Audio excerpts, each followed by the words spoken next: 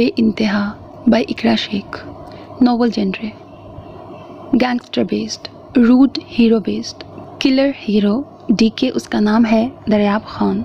Girls और drug smuggling ये novel है, आफ्टर निकाह बेस्ड है, रिवेंज बेस्ड है, हेट एंड लव स्टोरी है, जेलसी इन लव है। जो हीरोइन है वो स्कूल में जॉब करती है and then due to certain circumstances वो एक नाइट क्लब में जॉब करती है अपनी दोस्त के साथ। और दरियाब खान की दुश्मनी उस नाइट क्लब के ऑनर के साथ होती है। और दरियाब खान का एक दोस्त होता है उमर, उसका भी कपल चलता है उस लड़की के साथ जो हीरोइन की दोस्त होती है। तो इस तरह की ये स्टोरी है, इसकी हैप्पी एंडिंग है। उम्मीद है आपको नॉवल पसंद आएगा। हीरोइन पुअर होती है, रूट हीरो होता है और बचपन में ही हीरो जो है वो हीरोइन को बहुत पसंद करता है। देन इनका निकाह हो जाता है, लेकिन इन्होंने बस बचपन में एक दूसरे को देखा होता है, लाइक बहुत छोटे होते देखा होता है और फिर बड़े होके लड़की ने तो आई थिंक तब भी नहीं देखा होता, मुझे याद नहीं है, लेकिन लड़के ने बस उसको बचपन में देखा होता है। तो ऐसा है, इस तरह की ये स्टोरी है और मुझे उम्मीद है कि आपको नॉवल पसंद आएगा। सलाम मेरे अजीज़ listeners, welcome back to your own channel self belief which is specially made for novel lovers. Today is the episode 1 of the novel बे इंतहा bye Iqra Sheikh. So let's start it. वो पिछले 1 घंटे से मुसलसल इधर से उधर परेशानी में टहल रही थी और उनकी निगाहें दरवाजे पर ही टिकी हुई थी, पर वो थी कि आने का नाम ही नहीं ले रही थी। या अल्लाह, मेरी बेटी की हिफाजत करना, वो जहाँ पर भी हो। आयशा बेगम बार बार बस दुआ कर रही थी। हर गुजरते पल के साथ उनकी परेशानी मज़ीद बढ़ती जा रही थी। ऐसा कभी नहीं हुआ था कि उसने घर वापस आने में कभी देर की हो, और आज 1 घंटे से ज़्यादा हो गया था वो अब तक वापस नहीं आई थी, और इस बात पे उनका परेशान होना लाजिम था। अभी वो उसके बारे में सोच रही थी जब वो उनके घर के अंदर दाखिल होती उन्हें नज़र आई। वो एकदम से उसके पास पहुंची थी। अस्सलाम वालेकुम अम्मी। अबिया ने उनके पास आते ही सलाम किया। आज इतनी देर से क्यों आई हो? तुम्हें पता है पिछले 1 घंटे से मैं कितनी परेशान हो रही थी तुम्हारे लिए? आयशा बेगम उसके सलाम का जवाब देकर शुरू ही हो गई थी, जबकि उनके इस तरह बोलने पर अबिया मुस्कुराई थी। पूरे दिन की थकन जैसे एक पल में गायब हो गई उसकी। अंदर चली अम्मी, आराम से बताती हूँ आपको कि मैं आज 1 घंटा देर से क्यों आई हूँ। वो उनको अपनी बाहों के हसार में लिए रूम में लाई। वो माँ थी और वो अच्छे से समझती थी कि उसकी माँ उसके लिए हर पल फिक्रमंद रहती हैं। उनको तो उसका स्कूल में पढ़ाना भी पसंद नहीं था, पर घर चलाने के लिए घर से बाहर निकलना ही पड़ता है, सो मजबूरन वो भी निकली थी। अब बोलो जल्दी जल्दी, मैं सुन रही हूँ। उनका बस चलता तो वो हर पल उसको अपनी नज़रों के सामने रखती, पर इतने घंटों तक उसको घर से बाहर जाने देना उनकी मजबूरी थी। आयशा बेगम उसकी तरफ देखकर बोली, जो अपनी चादर उतार कर रूम में मौजूद कुर्सी पर रख रही थी। आप तो जानती हैं अम्मी, स्कूल छोटा हो या बड़ा, काम इतना होता है। आज बस थोड़ा ज़्यादा काम था जिस वजह से मुझे आने में थोड़ी देर हो गई। आइंदा मैं ख्याल रखूँगी कि वक्त पे घर आ जाया करूँ। उनकी बात सुनकर वो मुस्कुराती हुई उनके पास आकर बैठी थी। इसीलिए मैं कहती हूँ कि तुम एक मोबाइल खरीद लो। अगर कभी ऐसा हो तो कम से कम मुझे बता तो सको कि आज तुम देर से आओगी, और मुझे सुकून भी रहेगा। वो हर बार की तरह फिर से अपनी बात दोहरा रही थी, जिस पे हमेशा वो इनकार ही करती थी। अम्मी, आप अच्छे से जानती हैं कि मुझे इन सब चीज़ों का बिल्कुल शौक़ नहीं है, फिर भी आप बार बार क्यों ज़िद करती हैं? उसका हमेशा की तरह से वही जवाब सुनकर आयशा बेगम बस सर हिलाकर रह गई थी। अगर अब आपके सवाल जवाब ख़त्म हो गए हों तो प्लीज़ अब कुछ खिला भी दें, बहुत भूख लग रही है। वो बेचारा समूह बनाकर बोली थी, जिस पर आयशा बेगम मुस्कुरा दी थी। जाओ तुम हाथ मुँह धो लो, मैं खाना गर्म करके लाती हूँ। वो उसको कहती हुई उठी थी और रूम से बाहर निकल गई। उनके जाने के बाद वो भी उनके पीछे चल दी थी। वो ये बात बहुत अच्छे से जानती थी कि उसके इंतज़ार में उन्होंने भी अभी तक खाना नहीं खाया होगा। उसको भूख नहीं थी, पर वो सिर्फ उनकी भूख की वजह से बोली थी। वो आधी रात के वक्त एक बिल्डिंग के बाहर खड़ा आंखों में सट तासुरात लिए बिल्डिंग का जायज़ा ले रहा था। उसे यहाँ एक गद्दार का काम तमाम करना था। न जाने लोग ये क्यों समझते हैं कि उसके साथ धोखा करके बच जाएंगे। उस शख्स ने भी यही सोचने की गलती की थी कि वो बच जाएगा उसके साथ धोखा करके, और ये उसकी सबसे बड़ी गलत फहमी थी जो वो आज ख़त्म करने आया था। वो बिना कोई सुराग छोड़े अपना काम करने में माहिर था। उसकी एक वजह यह भी थी कि वो अपना काम बहुत ही फुर्ती से करता था। कुछ देर तक मुकम्मल जायज़ा लेने के बाद वो पिछले रास्ते से बिल्डिंग के अंदर گیا تھا۔ اس کے لیے یہ پتہ لگانا مشکل نہیں تھا کہ اس وقت اس کا شکار کہاں اور کس روم میں موجود ہے۔ وہ سیڑھیاں چڑھتا تیسرے فلور پہ آیا جہاں اس کا روم تھا۔ وہ چلتا ہوا اس کے دروازے کے پاس آ کر رکا اور لاک دروازے کو کھولنے لگا۔ اس کے لیے لاک کھولنا بھی کوئی مشکل کام نہ تھا۔ اندر روم میں وہ شخص ملک سے باہر جانے کی تیاری کر رہا تھا، اس بات سے انجان کہ موت اس کے دروازے پہ کھڑی ہے، کیونکہ کہیں نہ کہیں اس کو اس بات کا ڈر تھا کہ اس کا یہاں رہنا خطرے سے خالی نہیں ہے، پر وہ اس بات سے بے خبر تھا کہ خطرہ قدم قدم چلتا اس کے بہت قریب آ چکا ہے۔ ابھی وہ اپنا سامان پیک کر کے جیسے ہی مڑا تو سامنے کھڑے شخص کو دیکھ کر اس کے ہاتھ سے بیگ چھوٹ کر زمین پہ گرا تھا۔ ڈی کے، یہ دو الفاظ بے آواز اس کے ہونٹوں سے ادا ہوئے تھے۔ اس کی آنکھوں میں ایک خوف نے جگہ لے لی تھی، پورا بدن ایک دم سے کانپنے لگا تھا، جبکہ وہ اپنے چہرے پہ شاطر مسکراہٹ لیے قدم قدم چلتا اس کے بے حد قریب آیا تھا۔ ہاں ڈی کے، تمہیں کیا لگا مجھ سے غداری کر کے تم بچ سکتے ہو؟ اس نے اپنی گن اس کی پیشانی پہ رکھی تھی۔ نہیں، پلیز پلیز ڈی کے، مجھے معاف کر دو پلیز۔ وہ شخص اب اس کے آگے ہاتھ جوڑ کر رحم کی بھیک مانگ رہا تھا۔ اس کو لگ رہا تھا کہ یہ وقت اس کا آخری وقت ہے، اور ایسا تھا بھی۔ ڈی کے کو دھوکہ دینا اتنا آسان بھی نہیں تھا۔ ڈی کے سے غداری کی سزا موت ہے، صرف موت۔ وہ اس کی بات نظر انداز کرتا بولا اور کہتے ساتھ ہی ٹریگر دبایا تھا، اور پل میں وہ شخص زمین پہ گر چکا تھا۔ اور معاف کرنا میں نے سیکھا ہی نہیں ہے، اور معاف کرنا میں نے سیکھا ہی نہیں ہے، وہ اس شخص کے بے جان وجود کی طرف دیکھ کر بولا، اور جس خاموشی سے وہ یہاں آیا تھا اتنی ہی خاموشی سے اپنا کام کر کے جا چکا تھا۔ وہ یہ کام اپنے کسی بھی آدمی سے کروا سکتا تھا، پر جو بھی اس کے ساتھ دھوکہ کرتا ہے اس کی سزا وہ خود دیتا تھا۔ وہ اپنی گاڑی لیے تیزی سے اندر آیا اور ایک نظر گارڈ کو دیکھا جو اس کے غصے کے ڈر سے سیدھا کھڑا تھا۔ اس کو لگ رہا تھا کہ شاید اس نے دیر سے گیٹ کھولا ہے، پر اس کے گاڑی اندر لے جانے پر اس نے سوکھا سانس لیا تھا۔ اس کے غصے سے ہر ملازم ڈرتا تھا۔ سب لوگ اس بات کو اچھے سے جانتے تھے کہ وہ چھوٹی سی غلطی پر کتنی سخت سزا دیتا تھا، اور یہی وجہ تھی کہ ہر کوئی اس کا کام وقت سے پہلے پورا کرنا چاہتا تھا۔ اس کی کار پورچ میں آ کر رکی تھی۔ کار سے نکل کر اس نے اپنی شاندار سی عمارت کو دیکھا جو اس وقت مکمل اندھیرے میں ڈوبی ہوئی تھی۔ وہ دھیرے دھیرے قدم اٹھاتا اندر کی طرف بڑھ رہا تھا جب اس کا فون بجا۔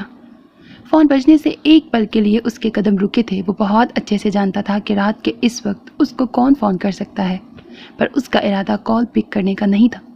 وہ جانتا تھا کہ فون کرنے والا اس کے لیے اس وقت کتنا پریشان ہوگا، پر وہ اس وقت اس سے بھی بات کرنے کے موڈ میں نہیں تھا۔ اس نے اپنی پاکٹ سے موبائل نکالا، کال کاٹ کر فون آف کر دیا، پھر تیز تیز قدم بڑھاتا اندر آیا اور سیڑھیاں چڑھتا اپنے روم میں آیا۔ جب بھی وہ کچھ ایسا کام کرتا تو اس کا موڈ سخت خراب ہو جاتا تھا، اور اپنے موڈ کو ٹھیک کرنے کے لیے اس وقت وہ اپنے گھر میں موجود تھا۔ اپنے روم میں آ کر اس نے اپنی وارڈروب کھولی اور پھر اس کا لاکڈ دراز کھول کر اس میں سے بہت ہی نرمی اور محبت سے ایک تصویر کو نکالا تھا۔ تصویر کو دیکھتے ہی اس کے چہرے پر ایک خوبصورت سی مسکراہٹ آئی تھی۔ کچھ دیر پہلے والے سرد تاثرات ایک دم سے کہیں غائب ہو گئے۔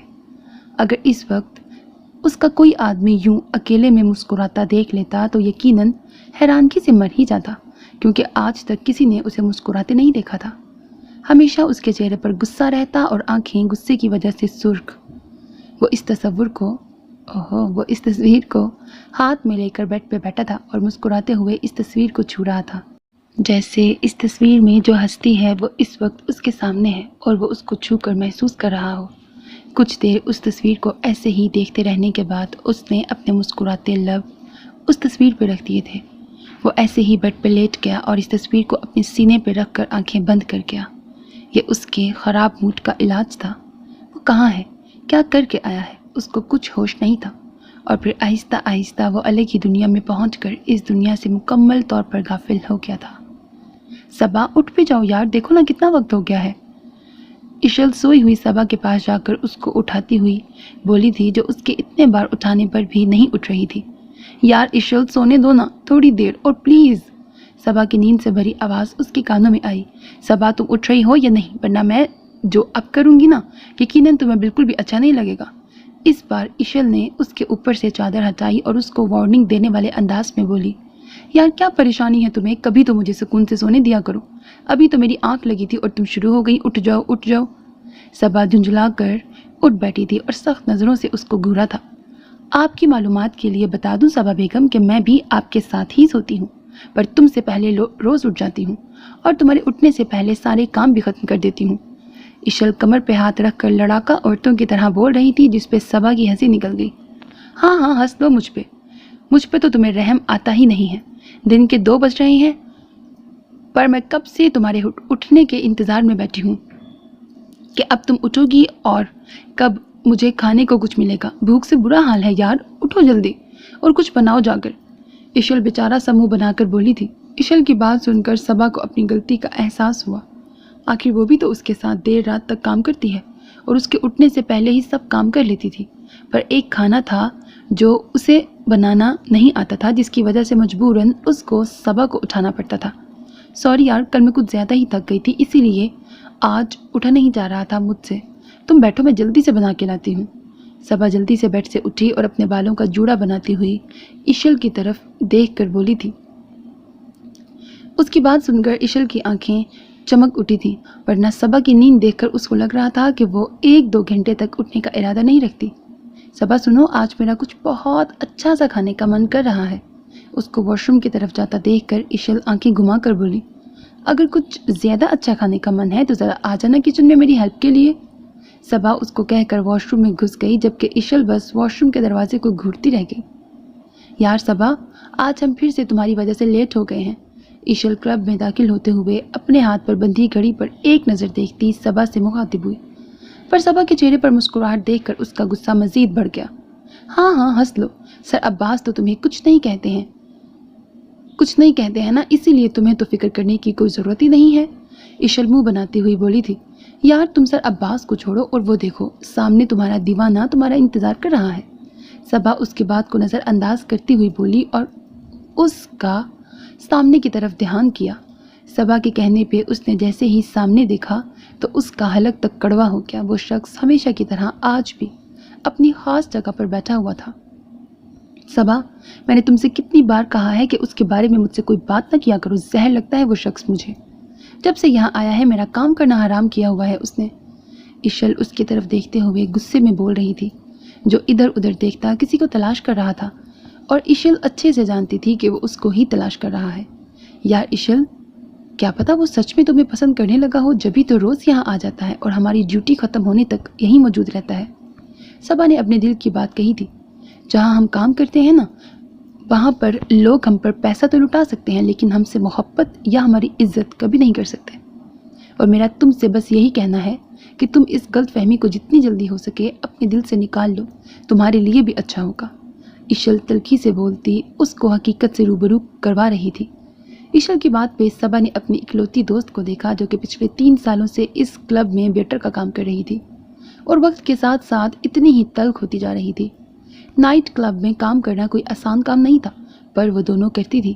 ان کا یہاں کام کرنا مجبوری تھی، کیونکہ وہ دونوں ہی زیادہ پڑھی لکھی نہیں تھی اور نوکری کے لیے ڈگری کی ضرورت تھی جو ان کے پاس نہیں تھی، اور آج اسی لیے وہ دونوں یہاں موجود تھیں۔ پیسے بھی کافی اچھے مل جاتے تھے، جس سے دونوں کا اب تک اچھا گزارا چل رہا تھا۔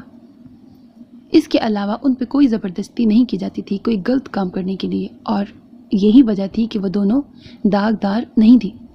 اب چلو گی بھی یا پھر یہیں کھڑے رہنے کا ارادہ ہے؟ اشل صبا کو سوچوں میں گم دیکھ کر اس کا کندھا ہلا کر بولی تھی۔ ہاں یار چلو، ویسے بھی پہلے ہی بہت دیر ہو چکی ہے۔ اس کے ہلانے پہ صبا ہوش میں آتے بولی اور دونوں ہی آگے کی طرف بڑھی تھی۔ کچھ ہی دیر میں دونوں اپنے کام میں بزی ہو گئیں، پر ہر روز کی طرح اشل کا موڈ خراب ہی رہا تھا۔ وجہ اس شخص کی مسلسل اس پہ جمی نظریں جو اس کا غصہ مزید بڑھاتی تھی، پر وہ خود پہ ضبط کرتی لوگوں کو سرو کر رہی تھی۔ دوسری طرف صبا اس کی حالت اچھے سے سمجھتی تھی۔ اس نے اپنے مسکراہٹ کو مستقل روکا ہوا تھا۔ میں نے تم سے جب کہا تھا کہ جب تک تم اس کے بارے میں کچھ پتہ نہیں لگا لو تب تک میرے سامنے مت آنا، پھر بھی آج تم میرے سامنے کھڑے ہو۔ وہ غصے سے اس کا گلا اپنے ہاتھوں میں دبوچتا ہوا بولا تھا۔ غصے میں اس کی رگیں تک تنی ہوئی تھیں اور آنکھیں ہمیشہ کی طرح سرخ تھیں، سامنے والوں کو خوف میں مبتلا کرنے کے لیے کافی تھی۔ ڈیکے میں نے پوری کوشش کی، پر اس کی پکڑ اس آدمی کی گردن پہ اتنی سخت تھی کہ اس سے ٹھیک سے بولا بھی نہیں جا رہا تھا۔ کیا صحیح سے بولا؟ مجھے کچھ سمجھ نہیں آیا۔ اس نے اپنی پکڑ مزید سخت کی اور اس سے مخاطب ہوا جس کی آنکھیں اب باہر کو نکل چکی تھی۔ کوشش نہیں، تمہیں اس کو کسی بھی حال میں ڈھونڈ کر لانا ہے۔ وہ اس کی گردن کو آزاد کرتا بولا، جبکہ وہ شخص اپنی گردن آزاد ہونے پر بری طرح سانس لینے لگا۔ بشر، میں نے تمہیں اس کی حفاظت کی ذمہ داری دی تھی، اس پر ہر پل نظر رکھنے کے لیے کہا تھا، پر وہ تمہاری ہی نظروں کے سامنے سے کیسے غائب ہو سکتی ہے؟ اس کا غصہ کم ہونے کا نام ہی نہیں لے رہا تھا، اور یہ حال پچھلے کچھ مہینوں سے تھا۔ بشر اس کا خاص آدمی تھا جس کو اس نے کسی کی ذمہ داری دی تھی حفاظت کے لیے، پر جب ایک دن بشر نے اس کو آ کر بتایا کہ وہ اس جگہ سے کہیں چلی گئی ہے اور دن مہینوں میں بدل گئے تھے، پر وہ اس کو اب تک نہیں ملی تھی۔ جب بھی بشر اس کے پاس آتا اور اپنی ناکامی کے بارے میں بتاتا تو ہر بار اس کو ڈی کے غصے کا سامنا کرنا پڑتا تھا۔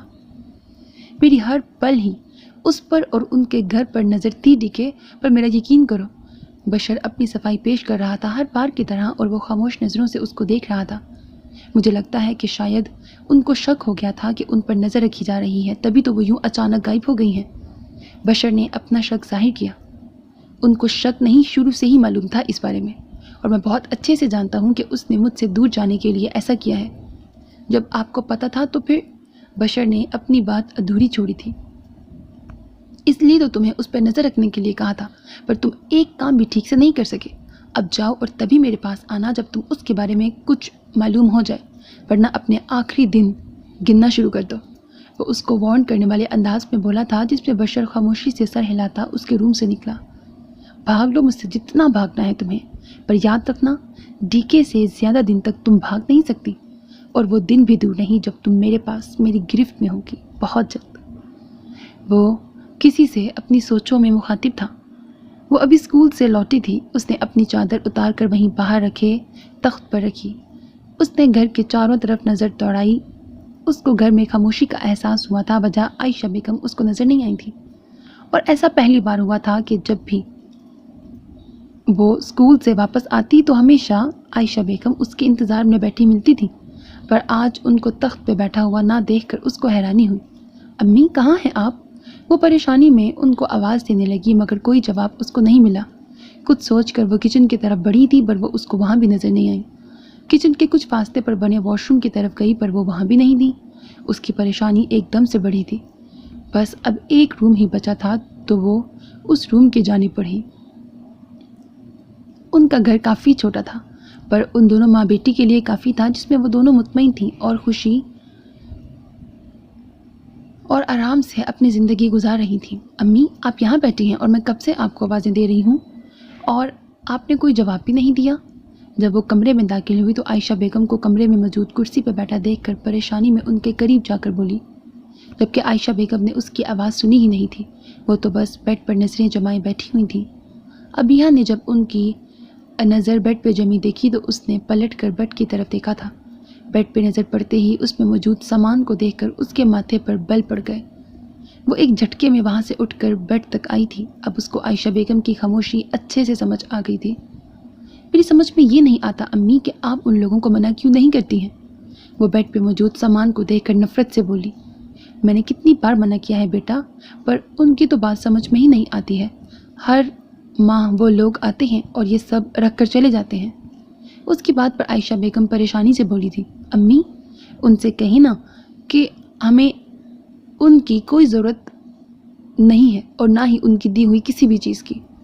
وہ بیڈ سے ایک ایک سامان اٹھاتی ہوئی بولی تھی، اور عائشہ بیگم اچھے سے جانتی تھیں کہ اس کا ارادہ ان سب چیزوں کو ایک پل بھی اپنی نظروں کے سامنے رکھنے کا نہیں تھا۔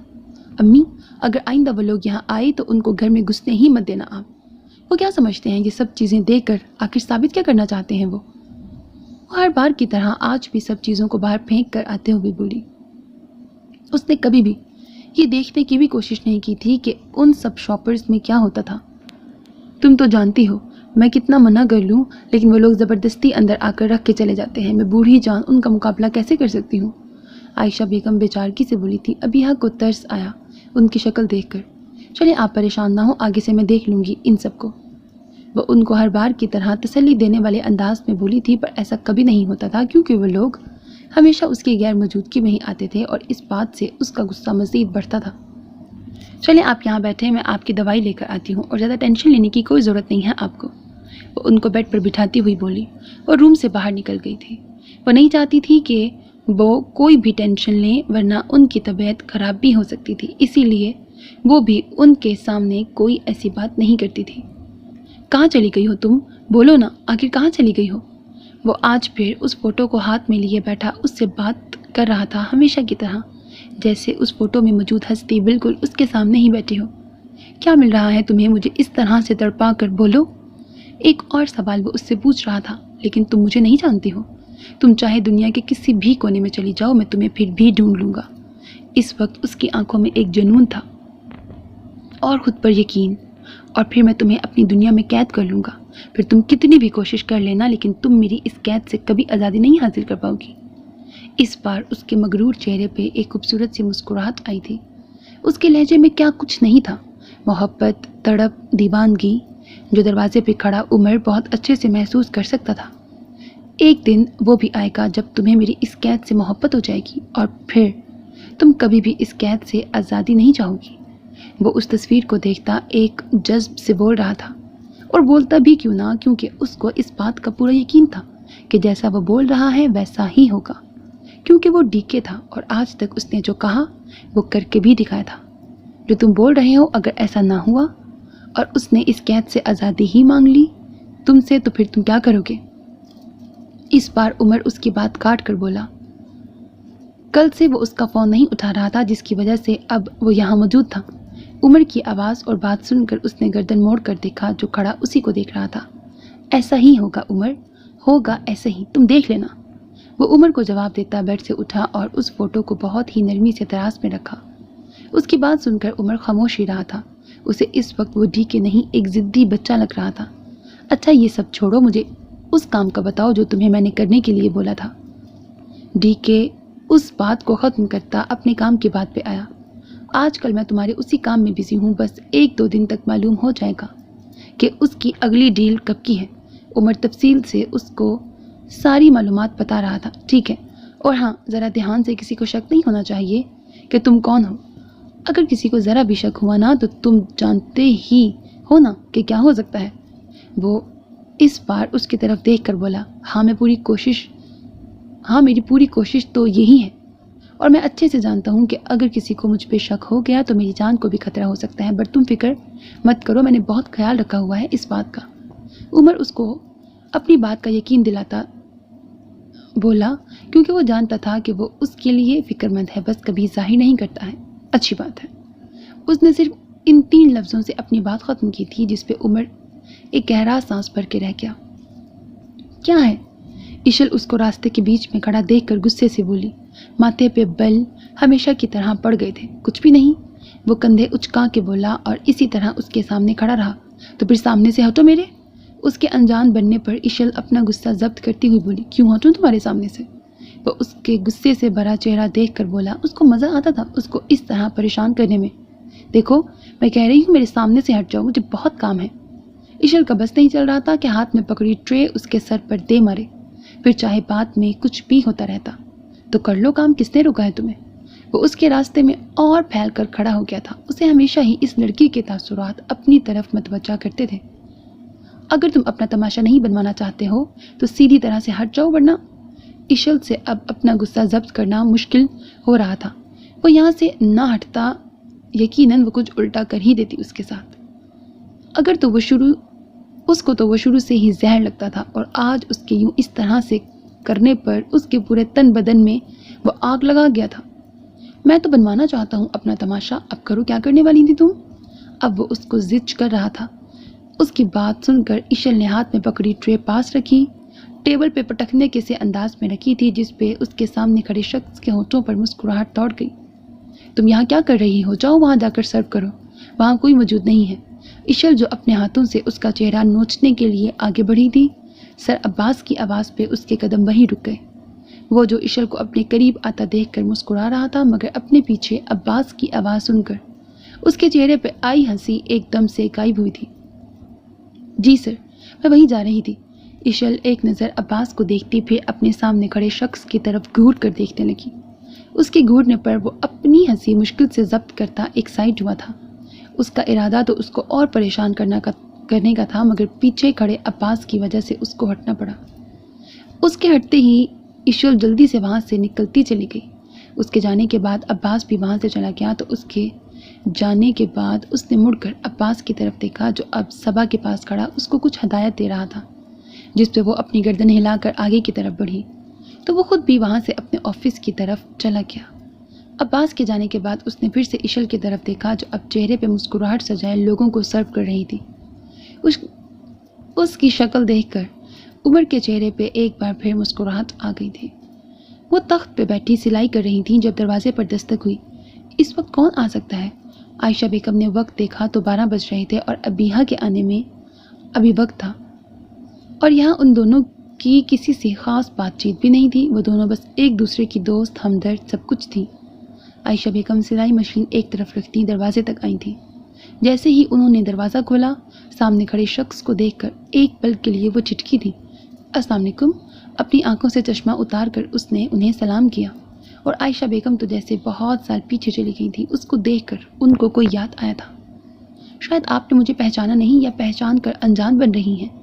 وہ اپنے پیچھے کھڑے آدمیوں کو باہر رہنے کا اشارہ کرتا اندر کی طرف بڑھا تھا، جبکہ عائشہ بیگم میں ہلنے کی ہمت نہیں بچی تھی۔ وہ اس کو کیسے نہ پہچانتی؟ وہ بالکل اپنے باپ کی شکل تھا، وہی شکل، اتنا ہی لمبا قد، وہی مغرور نین نکوش، سب کچھ تو اپنے باپ جیسا تھا اس میں۔ شاید آپ کو میرا یہاں آنا اچھا نہیں لگا۔ ان کو خاموش دیکھ کر وہ پھر سے بولا تھا، دراب خان، کیوں آئے ہو تم یہاں؟ وہ اس کا پورا نام لے کر اس سے مخاطب ہوئی تھی۔ ان کی بات سن کر وہ کھل کر مسکرایا تھا۔ اچھی بات ہے آپ مجھے پہچانتی ہیں، ورنہ مجھے لگا کہ آپ شاید مجھے پہچاننے سے انکار ہی کر دو۔ وہ وہاں موجود کرسی پہ آرام سے بیٹھتا ہوا بولا، میں نے جو پوچھا ہے مجھے اس کا جواب چاہیے، کیوں آئے ہو تم یہاں؟ وہ اپنا غصہ ضبط کرتی پھر سے اپنا سوال دہراتی ہوئی بولی تھی، میرا آپ لوگوں سے جو رشتہ ہے اس رشتے کی وجہ سے میں یہاں آیا ہوں۔ وہ جتانے والے انداز میں بولا، نہیں ہے ہمارا تم سے کوئی رشتہ، اور نہ ہی ہم تم سے کوئی رشتہ رکھنا چاہتے ہیں۔ اس بار انہوں نے اپنے غصے کو ضبط نہیں کیا تھا۔ ان کا بس چلتا تو وہ ایک پل میں اس کو اس گھر سے باہر نکال دیتی۔ آپ کے انکار کرنے سے یہ رشتہ ختم تو نہیں ہو جائے گا، جو ہے وہ تو رہے گا ہی۔ اس کو ان کی بات بالکل پسند نہیں آئی تھی۔ اسے کہاں برداشت تھا کہ کوئی اس کی بات کا انکار کرے؟ ہاں، میرے انکار کرنے سے ہو جائے گا ختم، اور بہتر ہے کہ آج کے بعد تم اور تمہارے یہ لوگ مجھے میرے گھر کے آس پاس نظر نہ آؤ۔ عائشہ بیگم دو ٹوک انداز میں بولی، کیونکہ یہ سب اب ان کی برداشت سے باہر ہو گیا تھا۔ آپ کچھ بھی کہہ لو، لیکن یہ بات آپ اچھے سے جانتی ہیں کہ آپ یہ رشتہ کبھی ختم نہیں کر سکتی۔ وہ بھی ان کو صاف لفظوں میں سچائی سے آگاہ کر رہا تھا، اور عائشہ تو جیسے چپ ہی ہو گئی تھی اس کی بات سن کر۔ اور رہی بات میری اور میرے لوگوں کی یہاں موجودگی کی، تو آپ اب اس کی عادت ڈال لو، کیونکہ دراب خان کبھی اپنے سے جڑے رشتوں سے غافل نہیں رہتا۔ وہ اپنی جگہ سے اٹھتے ہوئے بولا اور ایک نظر عائشہ بیگم کو دیکھا جو بالکل خاموش کھڑی اسی کو دیکھ رہی تھی۔ اور ہاں، ایک اور بات، وہ جاتے جاتے پلٹ کر ان کی طرف مڑا تھا، آپ کے پاس میری امانت ہے، اور اسی لیے آپ کی حفاظت کرنا میرا فرض ہے۔ وہ اپنی بات کہہ کر ایک پل کے لیے رکا تھا، اور میں آپ سے بھی اسی بات کی امید رکھتا ہوں کہ آپ بھی میری امانت کی اچھے سے حفاظت کریں گی۔ ان کو ہدایت دیتا وہ وہاں رکا نہیں تھا، جتنی تیزی سے وہ یہاں آیا تھا اسی تیزی سے باہر نکل گیا۔ اس کے جانے کے بعد عائشہ بیگم کتنی ہی دیر تک اپنی جگہ ساکت کھڑی رہی تھی۔ وہ تیز تیز جلتی کلب آ رہی تھی۔ آج وہ پھر سے لیٹ ہو گئی تھی، مگر اس بار دیر ہونے کی وجہ وہ خود نہیں تھی۔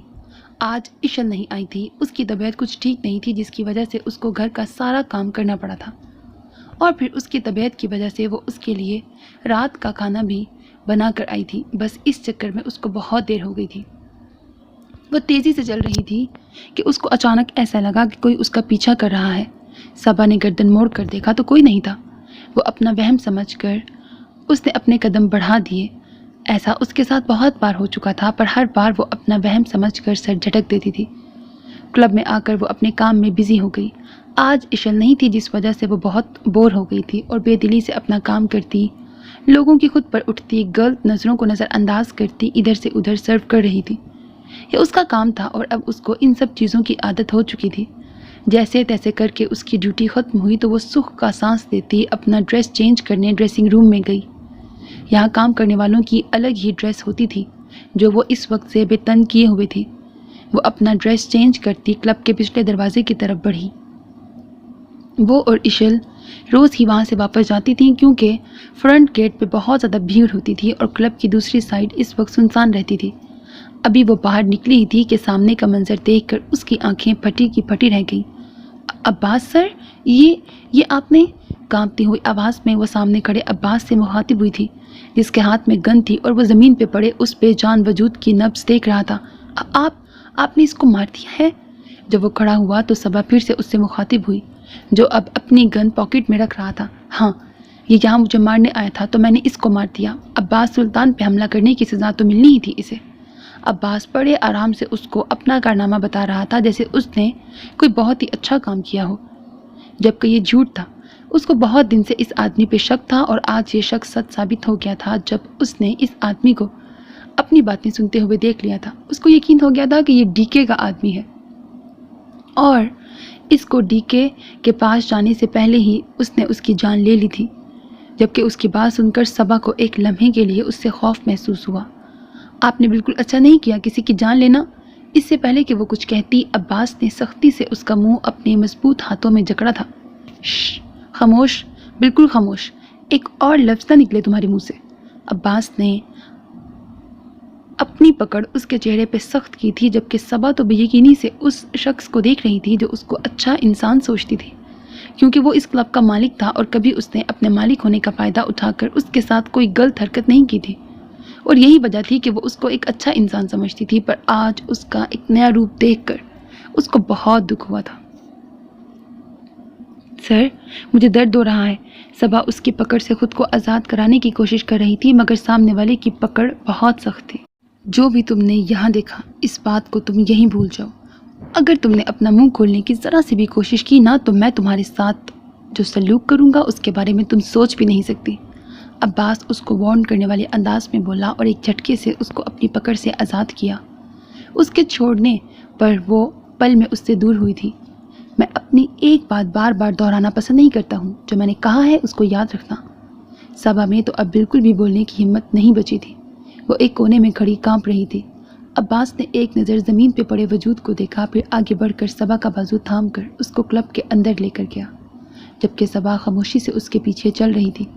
اس کو لگ رہا تھا کہ وہ ایک بہت بڑی مصیبت میں پھنس چکی ہے جس سے نکلنا اب اس کے لیے مشکل تھا۔ آج صحیح معنوں میں اس کو اکیلے ہونے کا احساس ہوا تھا۔ تم نے تو کہا تھا کہ تم نے بہت خیال رکھا ہوا ہے اس بات کا کہ تم پر کسی کو شک نہ ہو، پر یہ سب کیسے ہو گیا؟ جواب ہے اس بات کا تمہارے پاس؟ وہ غصے سے عمر کی طرف بڑھا تھا۔ آج اس کے ایک خاص آدمی کی جان گئی تھی، وہ بھی صرف اس کے دشمن کے ہاتھ سے۔ یہ بات اس سے برداشت ہی نہیں ہو رہی تھی۔ اس وقت اس کا غصے سے برا حال تھا۔ میں تو بہت محتاط تھا کہ کسی کو بھی شک نہ ہو، اسی لیے ہم دونوں کچھ بات بھی نہیں کرتے تھے ساتھ میں، پر پتہ نہیں کیسے ہو گیا یہ۔ عمر پریشانی سے بولا تھا۔ اس کو بھی دکھ تھا ان کے ایک آدمی کی جان جانے کا۔ ڈی کے کا مقصد صرف عباس سلطان کی بربادی تھی اور عمر اس کے کہنے پر اس کلب میں جاتا تھا۔ مقصد صرف عباس سلطان پہ نظر رکھنا تھا کہ اس کی ڈیل کب اور کہاں ہے، اور کلب میں ہو رہے غیر قانونی کاموں پر بھی ان کی نظر تھی۔ وہ اس کے بارے میں سب جاننا چاہتا تھا، اس کی کمزوری بھی۔ تم شاید بھول رہے ہو عمر، وہ ایک شاطر باپ کی اولاد ہے۔ جتنا شاطر اور چلاک اس کا باپ ہے وہ اس سے بھی 2 قدم آگے ہے۔ اس کے لہجے میں ان دونوں باپ بیٹے کے لیے بے پناہ نفرت تھی اور وہ اس نفرت اور بدلے کی آگ میں سالوں سے جل رہا تھا۔ وہ چاہے کتنا بھی شاطر کیوں نہ ہو لیکن تمہارے سامنے کچھ نہیں ہے، اور یہ بات وہ اچھے سے جانتا ہے۔ عمر اس کی طرف دیکھ کر بولا تھا، اور یہ بات سچ بھی تھی۔ اس شہر کے بڑے بڑے بزنس مین ڈی کے نام سے ہی ڈرتے تھے، کیونکہ کوئی بھی اسے دشمنی نہیں چاہتا تھا، کیونکہ ڈی کے سے دشمنی جو رکھتا تھا وہ اس کو تباہ و برباد کر کے ہی چھوڑتا تھا۔ وہ بس ان لوگوں کے لیے خطرناک تھا جو ڈرگز اور لڑکیوں کو بیچنا، ایسے پتہ نہیں کتنے غیر قانونی کام کرتے تھے۔ اس کا مقصد صرف ان لوگوں کو راستے پر لانا تھا، اور عباس بھی انہی لوگوں میں سے ایک تھا۔ اور کچھ اس کا پرانا حساب بھی تھا سلطان پر جس کو وہ جلد برابر کرنا چاہتا تھا۔ ویسے ان سب میں ایک بات تو کلیئر ہو گئی، عباس کا اس لڑکی کے ساتھ کچھ تو تعلق ہے، اور وہ لڑکی ہمارے بہت کام آ سکتی ہے۔ عمر کچھ یاد آنے پہ بولا تھا۔ رات مرڈر کے بعد اس نے عباس اور صبا کو ساتھ آتے دیکھا تھا، اور جب وہ وہاں گیا تو اس کو अपना साथी वहीं बेजान पड़ा मिला था। कौन सी वाली, इशल या सबा? डीके ने उससे सवाल किया था क्योंकि उमर क्लब में होने वाली हर बात उसको आकर बताता था। सबा, उस रात वो उसके साथ थी। मुझे तो शुरू से ही शक है, उन दोनों में कुछ तो है। उमर जब क्लब में पहली बार आया था तो अब्बास को सबा के पास पास रहना उसकी आंखों से छुपा नहीं रहा था। फिर जानबूझकर वो इशल से बातें करता ताकि उससे बातें निकलवाने के लिए, पर उसने आज तक कुछ बोला नहीं था। पर सबा पे उसका शक मजीद बढ़ गया था। अच्छी बात है, फिर तुम जानते ही हो आगे क्या करना है। वो अपनी जगह से उठा था। हाँ, तुम बेफिक्र रहो, इस बार कोई गलती नहीं होगी। उमर ने फिर उसको अपनी बात का यकीन दिलाया था, जिस पे वो बस उसको देखकर बाथरूम से बाहर रूम से निकल गया था। तुम्हारा दिमाग खराब हो गया है? एक लड़की के सामने तुमने उसको मार दिया, जानते भी हो वो लड़की हमारे लिए मुसीबत बन सकती है। सुल्तान इस वक्त सामने खड़े अपने बेटे पे गुस्सा कर रहा था, जो बड़े आराम से उसको अपने काम के बारे में बता रहा था, जिसे सुनकर सुल्तान का पारा हाई हो गया। नहीं डैड, वो हमारे लिए कोई मुश्किल नहीं बन सकती, आप बेफिक्र रहें, मैंने उसको अपनी ज़बान में समझा दिया है। अब्बास अपने बाप का गुस्सा कम करने के लिए उनको अपनी बात समझा रहा था, जिस पर वो बस उसको देख कर रह गया। ठीक है, मगर ज़रा ख्याल रहे उस डीके को तुम कोई मामूली चीज़ मत समझना। तुमने उसके एक आदमी की जान ली है, क्लब में सिक्योरिटी सख्त कर दो। सुल्तान कुछ सोचते हुए बोला था, जिस पे अब्बास ने गर्दन हिलाई। उसका बाप ठीक कह रहा था और ये बात तो वो खुद उसने भी सोची थी, क्योंकि डीके की वजह से उनको बहुत बार नुकसान हुआ था। पता नहीं कैसे उसको उनकी हर डील के बारे में पता होता था, जिस पे हर बार उनको अपनी डील कैंसिल करनी पड़ती थी या वो डील होती ही नहीं थी, जिस पर सुल्तान बस अपना गुस्सा जब्त करके रह जाता था। ये क्या तुम अब तक ऐसे ही लेटी हो, क्लब नहीं जाना क्या? इशल सबा को देखकर बोली, जो आराम से बेड पर लेटी हुई थी। नहीं, मैं अब से वहाँ नहीं जाऊँगी, मैं कहीं और जॉब कर लूँगी। सबा बेड से उठकर उसके पास आकर बोली थी, जबकि उसकी बात सुनकर इशल हैरानी से उसकी तरफ देखने लगी। ऐसे क्या देख रही हो? इतना कुछ होने के बाद तुम्हें क्या लगता है मैं वापस वहाँ काम करने चली जाऊँ? सबा उसको अपनी तरफ हैरान नज़रों से देखती हुई बोली और बेड की चादर ठीक करने लगी। कल रात उसने वापस आते ही उसको क्लब में होने वाले वाक़ये के बारे में सब बता दिया था, जिसे सुनकर इशल भी परेशान हो गई थी। वो दोनों अकेली थी, इसीलिए चुप रहने में उनकी भलाई थी। पर सबा रात के बाद से बहुत डर चुकी थी और अब उसने सोच लिया था कि अब वो वापस वहाँ पे काम नहीं करेगी। तुम्हें क्या लगता है, तुम्हारा इतना सब कुछ देख लेने के बाद वो लोग तुम्हें ऐसे ही जाने देंगे? इशल उसका डर समझती थी, पर सबा ये बात नहीं समझ रही थी कि वो लोग अब उसको वहाँ से इतनी आसानी से जाने नहीं दे सकते हैं। वो चाहे कहीं भी चली जाए, पर वो लोग उसका पीछा नहीं छोड़ेंगे। इतना तो वो जानती ही थी उस क्लब के बारे में। सबा नहीं थी, इसीलिए उसको बिल्कुल अंदाज़ा नहीं था इस बात का। पर इशल, तुम बताओ, इतना सब कुछ होने के बाद मैं कैसे चली जाऊँ? वो सब जब मैं सोचती हूँ तो मैं पूरी तरह से कांपने लग जाती हूँ, और तुम मुझे फिर भी उसी जगह पर जाने के लिए कह रही हो। सबा बहुत ज़्यादा डरी हुई थी उस वक्त। वो जो चाह रही थी वो करना भी तो आसान नहीं था उसके लिए, और ये बात इशल उसको समझाना चाहती थी, पर वो उसकी सुन ही नहीं रही थी। अच्छा चलो ठीक है, मैं आज तुम पर ज़बरदस्ती नहीं करती हूँ। आज तुम घर पर रहो और वो सब भूलने की कोशिश करो। मैं जानती हूँ तुम्हारे लिए ये आसान नहीं होगा, पर तुम्हें ये करना ही है। समझ रही हो ना मैं क्या कह रही हूँ तुमसे? इशल ने उसका चेहरा अपनी तरफ करके उससे पूछा था, जिस पर सबा ने सिर्फ हाँ में गर्दन हिला दी थी। चलो मैं चलती हूँ अब, और अपना ख्याल रखना। इशल उसको हदायत देती अपने फ्लैट से बाहर निकल गई। वो सबा के लिए बहुत फिक्रमंद थी। दोनों का ही इस दुनिया में एक दूसरे के अलावा कोई नहीं था। सबा बहुत मासूम थी। वो इस शहर में नई थी और इस काम में आई थी, जबकि वो कम उम्र में बहुत मजबूत दिल की मालिक बन चुकी थी। वक्त और हालात ने उसको इतना मजबूत बना दिया था, इसीलिए उसको कोई भी परेशानी इतनी बड़ी नहीं लगती थी। पर उसको सबा के डर को भी बाहर निकालना था, ये उसने सोच लिया था। अम्मी क्या हुआ, किन सोचों में गुम हैं आप? मैं कब से आपको आवाज़ दे रही हूँ पर आप सुन ही नहीं रही। अबीहा जो बहुत देर से उनसे कुछ पूछ रही थी, पर जब उन्होंने उसकी बात का कोई जवाब नहीं दिया तो उसने उनके कंधे पे हाथ रखकर उनको अपनी तरफ मुतवज्जा किया। क्या बेटा, कुछ कह रही थी तुम मुझसे? आयशा बेगम अपनी सोचों में गुम थी। उसके पुकारने पर उसकी तरफ देखने लगी थी। क्या हुआ अम्मी, आप कुछ परेशान लग रही हैं? कोई बात हुई है क्या जो आप मुझे नहीं बता रही हैं? तो उनके चेहरे पे परेशानी देखकर अपना सवाल भूल चुकी थी। नहीं बेटा, ऐसी कोई बात नहीं है। تم بتاؤ کیا پوچھ رہی تھی تم مجھ سے؟ وہ اس کی بات کو ٹالتی ہوئی بولی۔ انہوں نے دراب خان والی بات اب تک اس کو نہیں بتائی تھی، پر ابیہا اپنی ماں کو بہت اچھے سے سمجھتی تھی۔ وہ اپنی پریشانی اس سے چھپا نہیں سکتی تھی۔ امی بتائیں نا کیا بات ہوئی ہے، اور آپ اچھے سے جانتی ہیں کہ جب تک آپ مجھے نہیں بتائیں گی میں آپ سے پوچھتی رہوں گی، وہ ضدی لہجے میں بولی۔ دراب خان آیا تھا، عائشہ بیگم اس کی ضد پہ ہار مانتی ہوئی بولی، کیونکہ وہ جانتی تھی ابیہا بنا جانے چپ نہیں رہے گی۔ کب آیا تھا؟ اس نے سرد لہجے میں ان سے پوچھا۔ ماتھے پہ ایک دم بل پڑے تھے۔ 2 دن پہلے، عائشہ بیگم ڈرتے ڈرتے اس کو بتا رہی تھی، جانتی تھی اس کے غصے کو۔ امی وہ شخص ہمارے گھر آیا تھا اور آپ مجھے اب بتا رہی ہیں؟ اس کا غصہ ایک دم بڑھا تھا۔ اور کیا لینے آیا تھا وہ یہاں؟ آپ نے اس کو بولا کیوں نہیں کہ ہمارا اس سے کوئی رشتہ نہیں ہے؟ تو بہتر ہے کہ وہ نہ ہم سے ملنے کی کوشش کرے اور نہ ہی ہمیں اس کی دی ہوئی چیزوں کی ضرورت ہے۔ اس کے لہجے میں دراب کے لیے بے پناہ نفرت تھی، جس کو عائشہ بیگم بہت اچھے سے محسوس کر سکتی تھی۔ آخر اتنی ہی نفرت تو ان کے دل میں بھی تھی، اس کے لیے اور اس کے باپ کے لیے۔ وہ ان لوگوں میں سے نہیں ہے ابیہا جو اپنے سے جڑی چیزوں یا رشتوں کو بھول جائے۔ مجھے تو ڈر ہے کہ وہ تمہیں بھی مجھ سے دور نہ کر دے۔ پہلے بھی میں ان لوگوں کی وجہ سے اپنا بہت کچھ کھو چکی ہوں، پر اب مجھ میں تمہیں کھونے کی ہمت نہیں ہے۔ عائشہ بیگم کی آواز بولتے بولتے نم ہوئی تھی، آنکھوں میں ایک دم سے پانی بھر آیا تھا۔ نہیں امی، ایسا نہیں ہوگا، میں ایسا نہیں ہونے دوں گی، اس کی وجہ سے ہم الگ نہیں ہوں گے۔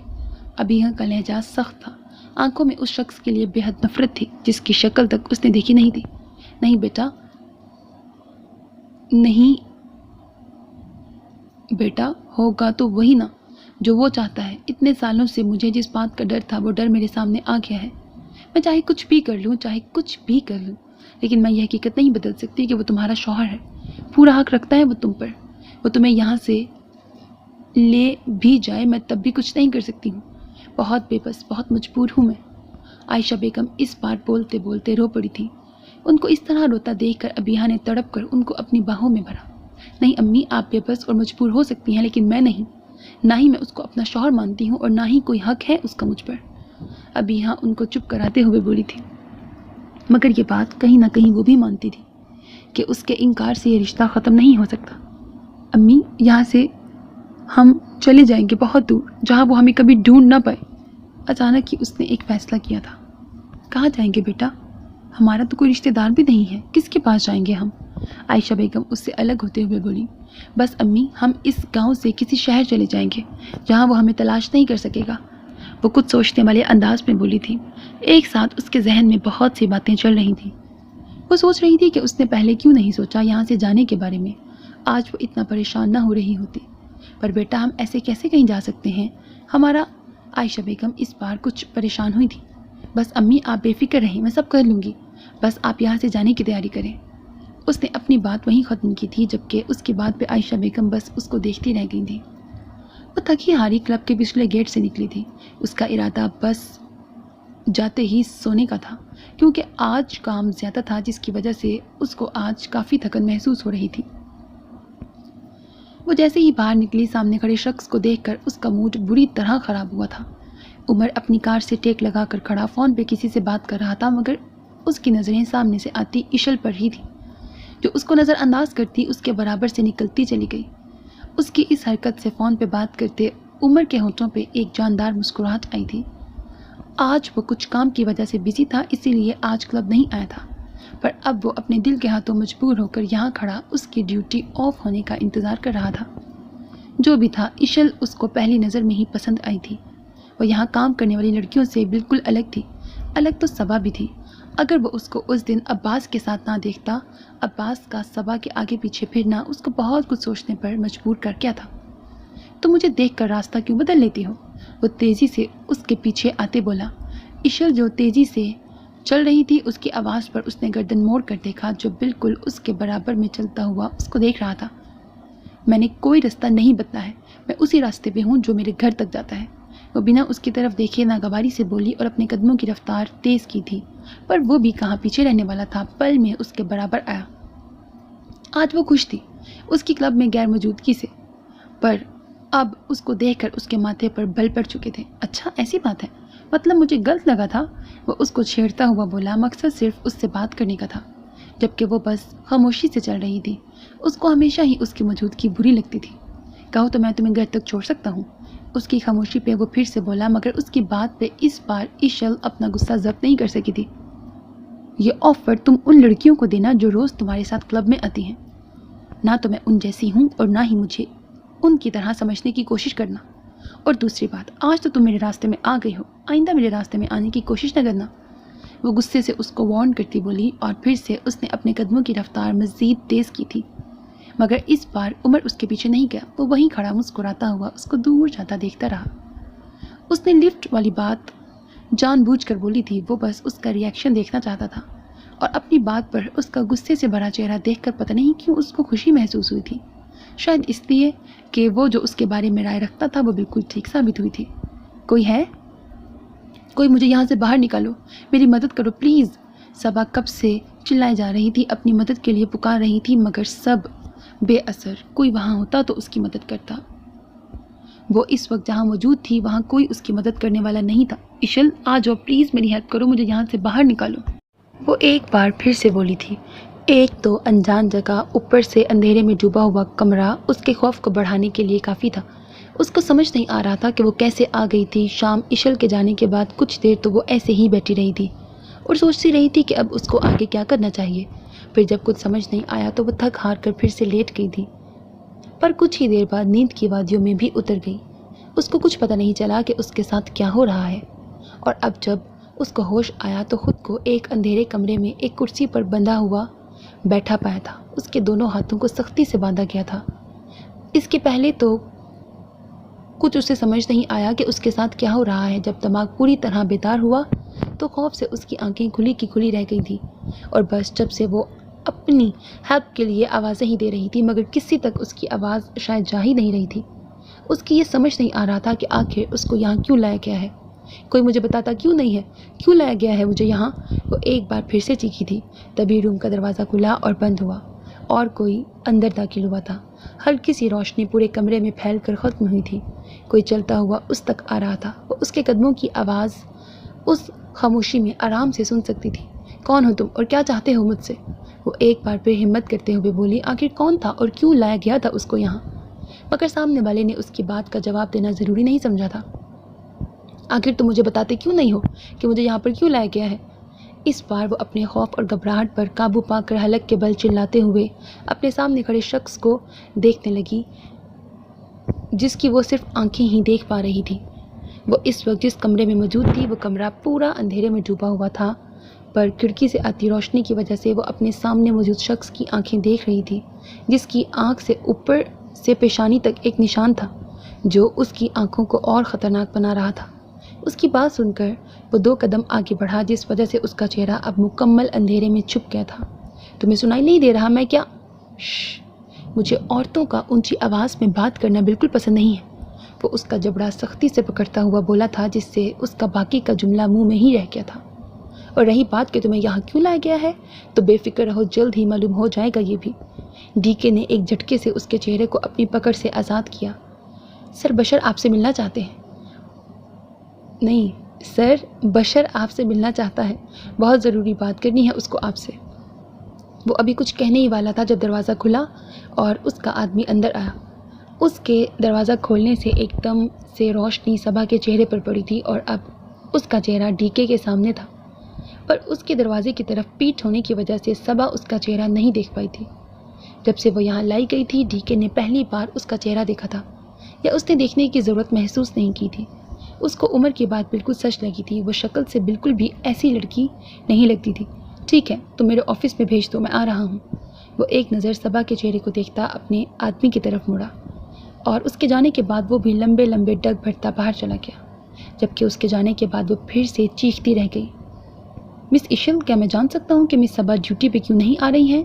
عباس ایشل کو ایک سائڈ پہ کھڑا دیکھ کر اس کے پاس جا کر صبا کے بارے میں پوچھ رہا تھا۔ نہ ہی انہوں نے کل اپنے آنے کے بارے میں بتایا تھا، اور نہ ہی آج وہ مجھے نظر آ رہی ہیں۔ اس کی خاموشی پہ عباس پھر سے بولا، جبکہ ایشل کو کچھ سمجھ نہیں آ رہا تھا کہ وہ سر عباس کو کیا جواب دے۔ کل جب وہ ڈیوٹی ختم ہونے کے بعد گھر واپس لوٹی تو صبا اس کو کہیں نظر نہیں آئی تھی۔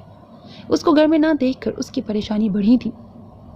ایشل نے اپنا چھوٹا سا گھر پورا تلاش کر لیا تھا، پر صبا اس کو نہیں ملی تھی۔ اب صحیح میں اس کی پریشانی مزید بڑھ گئی تھی۔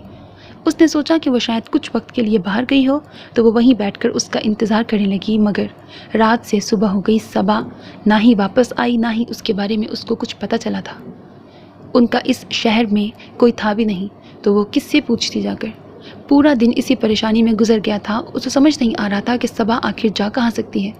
رات وہ کلب آئی تھی اس امید سے کہ شاید وہ یہاں ہوگی، پر اس کو یہاں بھی موجود نہ دیکھ کر اس کی پریشانی اور فکر بڑھتی جا رہی تھی۔ میں تم سے بات کر رہا ہوں مس ایشل، کہاں گم ہو تم؟ عباس اس کو گہری سوچ میں گم دیکھ کر اس سے پھر سے مخاطب ہوا تھا۔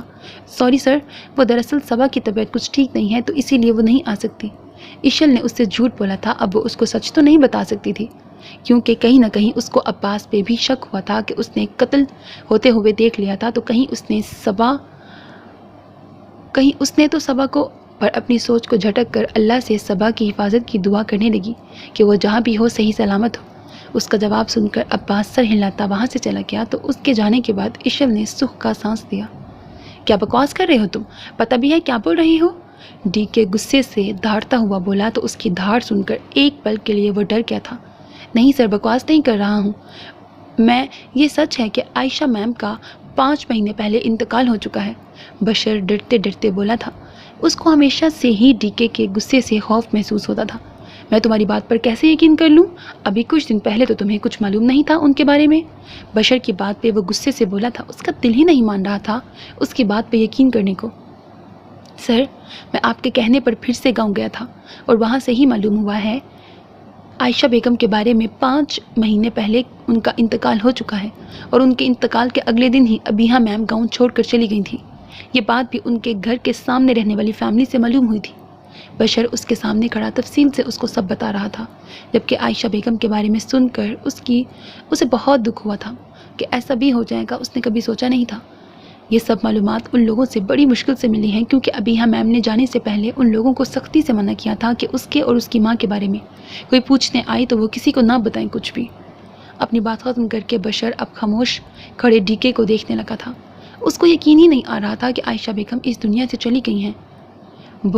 وہ دن بھولا نہیں تھا جب پہلی بار ان سے ملنے ان کے پاس گیا تھا۔ ان کے پاس جانے کا اس کا مقصد صرف یہی تھا کہ وہ ان کو اس بات کا یقین دلانے گیا تھا کہ وہ اس رشتے کی قدر کرتا ہے جو بہت سال پہلے ان دونوں کے بیچ بند گیا تھا۔ اور ویسے بھی ابیہا اس کی بچپن کی محبت تھی، اس کی پہلی خواہش جو اس کے باپ اور ابیہا کے بابا نے مل کر پوری کی تھی، ابیہا کو ہمیشہ کے لیے اس کا بنا کر۔ یہ بات الگ تھی کہ بچپن کے بعد سے اس نے ابیہا کو دیکھا نہیں تھا کہ وہ بڑی ہو کر کیسی لگتی ہوگی۔ اس کا ہمیشہ دل کرتا تھا کہ وہ جا کر اس کو ایک نظر دیکھ لے، جس کی محبت اس کے دل میں بچپن سے تھی، اور اب بڑے ہو کر اس کی ابیہا کے لیے محبت مزید بڑھ گئی تھی، پر وہ ایسا کر نہ سکا تھا کیونکہ ان گزرے سالوں میں اتنا کچھ ہو گیا تھا کہ وہ چاہ کر بھی جا نہیں سکتا تھا۔ اس کو پہلے اپنا بدلہ لینا تھا، اسی لیے اس نے خود پہ ضبط کیا ہوا تھا۔ اس کو صحیح وقت آنے کا انتظار تھا، پر کبھی اپنی ذمہ داری نبھانا نہیں بھولا تھا، اور وہ یہ بات اچھے سے جانتا تھا کہ عائشہ اس کو کتنا ناپسند کرتی ہیں، مگر اس کو اس بات سے کوئی فرق نہیں پڑتا تھا۔ اس کو بس ابیہا چاہیے تھی ہر حال میں۔ اور ابیہا، اس کا کچھ پتہ چلا تمہیں؟ کچھ یاد آنے پر وہ پھر سے بولا۔ سر، یہ سن کر آپ کو خوشی ہوگی کہ ابیہا میم اسی شہر میں ہیں، اور کہاں ہیں بہت جلد پتہ چل جائے گا۔ اس بار بشر کچھ جوش میں بولا تھا۔ اس کی بات سن کر دوراب کی آنکھوں میں چمک آئی۔ بہت جلد مطلب بہت جلد، سمجھ گئے ہو نا؟ اب کی بار وہ کچھ سخت لہجے میں بولا، جس پہ بشر اپنا سر ہلا کر رہ گیا۔ وہ نہ جانے کب سے ایک ہی پوزیشن میں بیٹھی ہوئی تھی، جبکہ آنسو اس کی آنکھوں سے مسلسل بہہ رہے تھے۔ کوئی اپنا نہیں تھا اس کا جو اس کے ان بہتے آنسوؤں کو صاف کر سکتا۔ آج وہ اس پوری دنیا میں اکیلی بالکل تنہا رہ گئی تھی۔ ایک ماں کا سایہ تھا، وہ بھی اس سے چھن چکا تھا۔ اب وہ بالکل تنہا رہ گئی تھی اس بڑی دنیا میں۔ ابھی کچھ دن پہلے وہ کتنی خوش تھی کہ وہ اب اپنی ماں کو لے کر اس گاؤں سے ہمیشہ کے لیے چلی جائے گی، جہاں دوراب خان کبھی اس کو ڈھونڈ نہیں پائے گا۔ اس نے ساری تیاری کر لی تھی جانے کی، اور وہ ان سب تیاریوں میں اتنا بزی ہو گئی تھی کہ اس کو عائشہ بیگم کی خراب ہوتی حالت نظر ہی نہیں آئی تھی۔ وہ اس دن کے بعد بہت خاموش رہنے لگی تھی، جس پہ اس کا دھیان ہی نہیں گیا تھا۔ کل صبح ان کو اس گاؤں سے ہمیشہ ہمیشہ کے لیے چلے جانا تھا۔ وہ مطمئن ہو کر عائشہ بیگم کے پاس آ کر لیٹ گئی، اس بات سے بے خبر کہ کل کا دن اس کے لیے کیا لانے والا تھا۔ عائشہ بیگم جو سوئیں پھر اٹھی ہی نہیں۔ وہ ابیہا کو اس دن تنہا چھوڑ کر چلی گئی تھی۔ ابیہا کے پیروں کے نیچے سے جیسے کسی نے زمین ہی کھینچ لی ہو۔ وہ تو بالکل خاموش ہو گئی تھی اور ساکت نظروں سے اپنی ماں کا بے جان وجود دیکھ رہی تھی۔ लोग आए गए, उसको कुछ खबर ही नहीं थी। वो बस एक जिंदा लाश की तरह बैठी सबको आते जाते देख रही थी। पूरा एक दिन गुजर गया था उसकी माँ को मरे हुए, उसको किसी बात का होश ही नहीं था। अभी भी वो बस ऐसे ही बैठी थी जब उसके घर का दरवाज़ा बजा। दरवाज़ा बजने की आवाज़ पे वो सुस्त कदम उठाती दरवाजे तक गई थी। उसको लगा था कि सामने वाली खाला होंगी, क्योंकि कल से ही वो उसका ख्याल रख रही थी। उसने बेदिली से दरवाज़ा खोला, मगर सामने खड़ी हस्ती को देखकर उसकी आंखों में फिर से पानी भर आया था। इशल, कांपते होठों से बमुश्किल उसने ये अल्फाज अदा किए थे, जबकि दरवाजे में खड़ी इशल की आंखों में भी पानी आ गया था। अबीहा की हालत देखकर वो एकदम से आगे बढ़ी और रोती कांपती अबीहा को अपनी बाहों में भरा था। बशर के जाने के बाद वो कब से यूं ही बैठा हुआ था। बशर की कही हर एक बात उसके दिमाग में चल रही थी। ऐसा भी हो जाएगा उसने सोचा ना था। आयशा बेगम की मौत उसके लिए किसी सदमे से कम नहीं थी। जो भी था, उसके माँ बाप के बाद अगर उसकी ज़िंदगी में कोई रिश्ता, कोई बड़ा मौजूद था तो वो आयशा बेगम थी, जिनकी वो बहुत कदर करता था। चाहे जो भी था, वो उसको पसंद नहीं करती थी, क्योंकि वो उसको और उसके बाप को अपने शौहर की मौत का कसूरवार समझती थी। वो ये बात बचपन से ही जानता था, मगर इस बात के जानने के बाद उसके दिल में उनकी जगह उनके लिए उतनी ही कदर थी। उसने सोचा था कि वो उनकी इस नाराज़गी और नापसंदीदगी को ख़त्म कर देगा। वो उनको ये यकीन दिलाने पर मजबूर कर देगा कि अबीहा के लिए उससे अच्छा हमसफ़र उनको मिल ही नहीं सकता। पर शायद उनके पास वक्त कम था। ना वो उनको इस बात का यकीन दिला सका और ना ही उनके दिल में उसके लिए जो नापसंदीदगी थी ख़त्म कर सका। इस बात का अफसोस उसको इस वक्त बड़ी शिद्दत से हो रहा था। मुझे बहुत अफसोस हुआ आयशा आंटी के बारे में सुनकर। काश हम कुछ कर पाते उनके लिए। उमर उसके रूम में आते ही उसकी तरफ देखकर बोला, जो किसी गहरी सोच में गुम था। उमर अच्छे से जानता था कि उसको आयशा बेगम के बारे में सुनकर दुख हुआ होगा, क्योंकि उसकी ज़िंदगी में कुछ ही लोग थे जिनकी वो दिल से कदर करता था। वो जो अपनी सोचों में गुम बैठा हुआ था, उमर की आवाज़ पे चौंक कर उसकी तरफ देखा, जो खड़ा उसी को देख रहा था, जबकि उसके हाथ में एक पैकेट था। अगर हम उनके करीब होते तो भी वो हमसे कोई मदद न लेती, ये तुम जानते हो उमर। उसने उमर को याद दिलाते हुए कहा था। वो ये बात अच्छे से जानता था कि आज तक उसने जो भी चीज़ उन लोगों को पहुंचाई थी, आज तक उन्होंने कभी इस्तेमाल नहीं की थी। उसको गुस्सा तो बहुत आता था, मगर जब्त करके रह जाता था। अच्छा, ये सब छोड़ो, ये बताओ तुम्हारे हाथ में ये कैसा पैकेट है? उसने उमर के हाथ में मौजूद पैकेट के बारे में पूछा था। हाँ, ये बशर ने दिया है। जब वो अबीहा के घर गया तो वहाँ से ये सब लेकर आया है। उमर वो पैकेट उसके सामने रखता हुआ बोला, ज़्यादा मत सोचो, वो तुम्हें ही देने के लिए लाया था। पर ये जो तुम्हारा गुस्सा है ना, बेचारे की बोलती बंद कर देता है। तुम्हारे गुस्से की वजह से उसको याद नहीं रहा, इसीलिए मुझे दिया है तुम्हें देने के लिए। उमर उसकी आंखों में मौजूद सवाल को पढ़ते हुए बोला, जबकि उसकी बातों के दौरान दुराब पैकेट खोल चुका था और एक एक करके उसमें से चीज़ें निकाल रहा था। कुछ कागजात थे तो कुछ अबीहा की बचपन की तस्वीर थी। कुछ में वो आयशा बेगम के साथ थी, किसी में बिल्कुल अकेली अपने बाबा के साथ भी उसकी कुछ तस्वीर थी। उनमें से एक तस्वीर उसके पास भी मौजूद थी। ये सब देखकर बेसाख्ता उसके होंठों पे मुस्कुराहट आई थी, जिसको उमर ने बड़ी गौर से देखा था। अभी वो सब देख ही रहा था कि एक तस्वीर पे उसका हाथ अचानक रुका। होंठों की मुस्कुराहट एकदम गायब हुई थी, आंखों में हैरानी थी। उमर जो उसको ही देख रहा था, उसकी हंसी और आंखों में हैरानी देखकर फौरन से उसके पास गया था। अब उसका भी हाल दुराब से कम न था। दोनों कभी तो एक दूसरे की तरफ देखते तो कभी उस तस्वीर को। सब कुछ समझने में उन दोनों को बस एक लम्हा लगा था। उसने बेदिली से दरवाज़ा खोला, मगर सामने खड़ी हस्ती को देखकर उसकी आंखों में फिर से पानी भर आया था। इशल, कांपते होंठों के साथ बमुश्किल उसने ये अल्फाज अदा किए थे। जबकि इशल की खुद आंखें नम हो गई थीं, उसकी हालत देखकर वो यकदम आगे बढ़ी और रोती अबीहा को अपनी बाहों में भरा। और अबीहा तो जैसे किसी अपने का सहारा पाकर फूट फूट कर रोने लगी थी, जबकि इशल भी उसको चुप कराने के साथ साथ खुद भी आंसू बहा रही थी। इशल, देखो ना, मैं बिल्कुल तन्हा हो गई, अम्मी भी मुझे छोड़कर चली गई हैं। वो रोते रोते अपना दर्द उसको सुना रही थी। इशल से उसकी ये हालत देखी नहीं जा रही थी। नहीं अबीहा, तुम अकेली नहीं हो, मैं हूं ना तुम्हारे पास, तुम बिल्कुल तन्हा नहीं हो। इशल ने उसका चेहरा अपने दोनों हाथों में थाम कर उसकी भीगी आंखों में देखकर कहा, जो रोने की वजह से सुर्ख हो चुकी थी। इशल उसकी दोस्त नहीं बल्कि बहनों की तरह ही थी। कुछ वक्त पहले वो भी अबीहा के साथ इसी गांव में रहती थी। उसका और अबीहा का बचपन साथ ही गुजरा था। दोनों के दिन रात साथ गुजरते थे। एक दिन एक हादसे में उसके माँ बाप दोनों ही उसको तन्हा छोड़कर इस दुनिया से रुखसत हो गए थे। उसका इस दुनिया में कोई नहीं था तो इशल के नाना, जो खुद अकेले थे, उसको अपने साथ ले गए थे। अभी कुछ साल पहले ही वो ये गाँव छोड़कर अपने नाना के पास गई थी, मगर उन दोनों की दोस्ती में ज़रा फ़र्क नहीं आया था।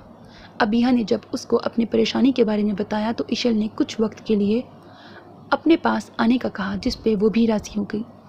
اشل شروع سے ہی ابیہ اور اس کے نکاح کے بارے میں سب جانتی تھی اور اس کی دوراب سے نفرت بھی اسے چھپی ہوئی نہیں تھی۔ اس کو ابیہ کی ہر بات کا علم تھا۔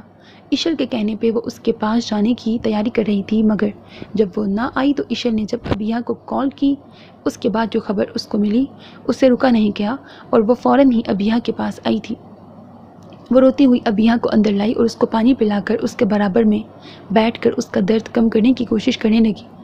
اشل نے سوچ لیا تھا کہ وہ اب ایک پل کے لیے بھی اسے تنہا نہیں چھوڑے گی۔ اس نے ابیہ کو اپنے ساتھ لے جانے کا فیصلہ کیا تھا۔ آخر ان دونوں کا اب تھا ہی کون ایک دوسرے کے علاوہ۔ وہ کلب میں ایک کونے میں کھڑی لوگوں کی بھیڑ کو دیکھ رہی تھی۔ سب کتنے خوش تھے، اپنی زندگی میں مطمئن۔ کوئی یہاں اپنا درد کم کرنے آتا تھا تو کوئی یہاں اپنی خوشی منانے۔ یہاں کا سب کا اپنا ایک ساتھی تھا، دوست تھا۔ ایک وہ تھی جو پھر سے تنہا اور اکیلی رہ گئی تھی۔